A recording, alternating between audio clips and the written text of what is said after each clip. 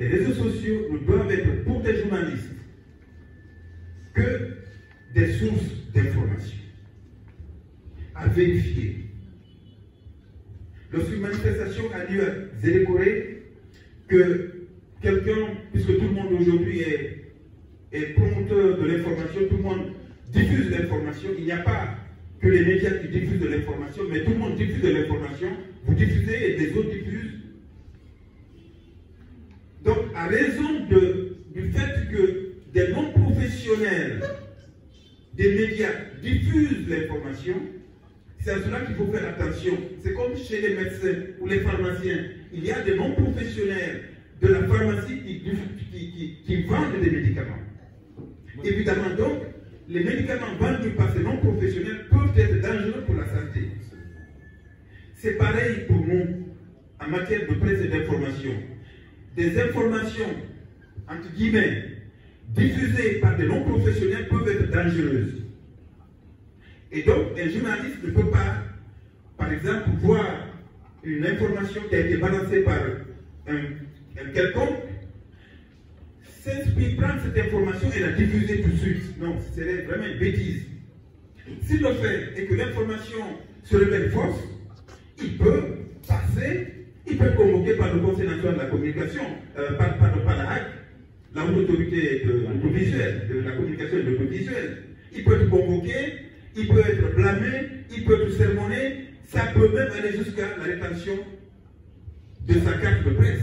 Il peut perdre sa carte de presse. Donc, vous avez la responsabilité. Et puisque vous avez la responsabilité, vous ne pouvez pas retweeter n'importe quoi. Puisque ce que vous retweetez, vous êtes responsable de ce que vous avez retweeté. Si c'est faux, c'est vous qui allez répondre. Ce n'est pas celui qui a diffusé l'information en première position. Je ne sais pas si vous comprenez.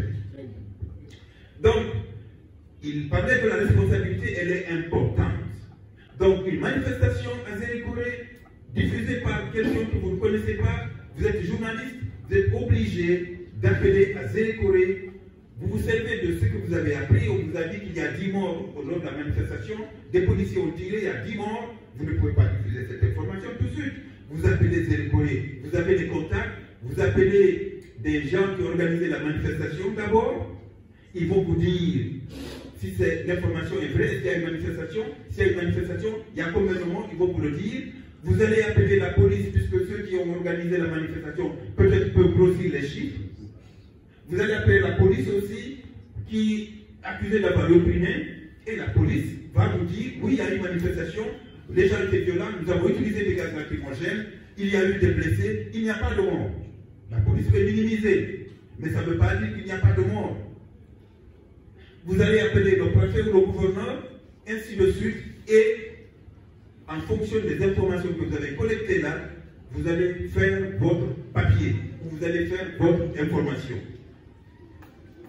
Donc, l'information qui avait été diffusée par la personne que vous ne connaissez pas sur Facebook ou sur n'importe quelle des plateformes, vous a juste servi de source. C'est de cela qu'il est question.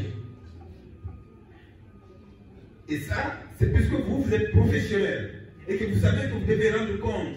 Puisque quand on est, la responsabilité implique cela. La responsabilité implique que vous rendiez compte s'il y a des problèmes.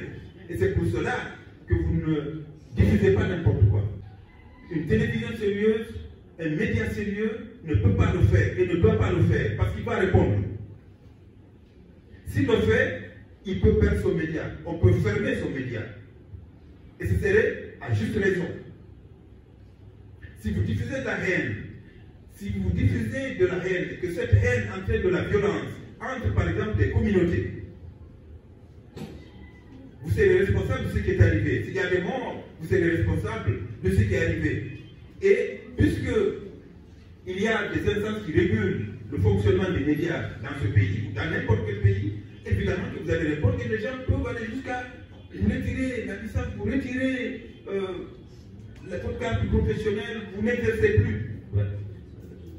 Donc les messages de haine, il y en a suffisamment, il y en a presque que ça d'ailleurs, sur certaines plateformes. Et c'est bien dommage. Mais nous, vous, ça ne nous concerne pas, ça ne nous regarde pas. Moi, si je rencontre ça, je n'écoute même pas, je ne regarde même pas. Il y en a plein de gens Parfois, c'est des gens qui insultent, qui s'insultent. Je ne regarde même pas. Je ne coupe même pas. Et je demande à mes enfants, à ma famille, de ne pas regarder. Donc, c'est la responsabilité. Nous avons une responsabilité vis-à-vis du produit que nous diffusons, de l'information que nous diffusons, et elle doit être recoupée, vérifiée, parce qu'il parlait du fact-checking. À mon avis, le fact-checking, vous savez ce que c'est? La vérification. Ou bien vous ne savez pas. La vérification des faits. Peut-être le fact-checking est une conséquence peut-être de la faillite des journalistes. Des fake news. Oui, de la faillite des journalistes. Parce que, et aussi de l'émergence en nombre des fake news qui sont diffusées par tout le monde. Puisque tout le monde produit et diffuse de l'information. Autrement, dans ce que nous faisons, on vérifie l'information. L'information qui est diffusée par Dimba Radio de chez Ibrahim Assouli Traoré est vérifiée. Ibrahim Assouli Traoré sait qu'il doit vérifier l'information, qu'il doit récupérer l'information, qu'il doit travailler selon les règles qui régissent notre profession. Donc, à ce niveau, la vérification, elle est de mise, elle est de règles.